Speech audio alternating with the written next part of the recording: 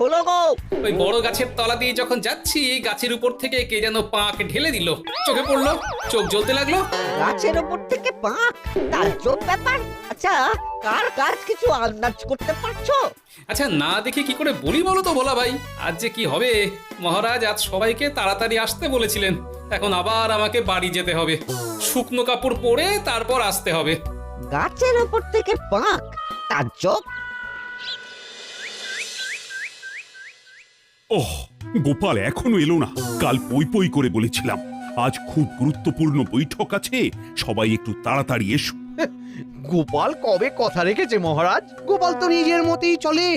মহারাজের অত্যধিক স্নেহের প্রভাব। অত্যধিক ভালোবাসলে তার প্রতিদান এইভাবেই পেতে হয়। না না, আর কোনো ক্ষমা নয়, আর কোনো দুর্বলতা নয়। এবার খুব কঠিন হতে হবে। এক ঢিলে দুই পাখি। আপনি পারবেন না মহারাজ। গোপাল আপনার মনে এমন একটা প্রভাব বিস্তার করে রয়েছে যে আপনি কিছুতেই ওর প্রতি নরম হতেই পারবেন না। দেখো আমি পারি কিনা। গোপালকে আগে আসতে দাও, তারপর দেখো। মন্ত্রী মশাই মহারাজকে উস্কাচ্ছেন, দেখা যাক শেষ পর্যন্ত কি হয়। ওই তো গোপাল আসছে। গোপাল, আজ সবাইকে মহারাজ একটু তাড়াতাড়ি ডেকেছিলেন, তোমার মনে আছে নিশ্চয়ই? আছে মন্ত্রী মশাই। তবে আজই কেন তোমার দেরি হলো? তুমি কি ইচ্ছে করে দেরি করে এলে? তুমি কি আমার ভালোবাসার পরীক্ষা নিচ্ছ গোপাল? আমাকে অসম্মান করছো? না মহারাজ, আপনি ভুল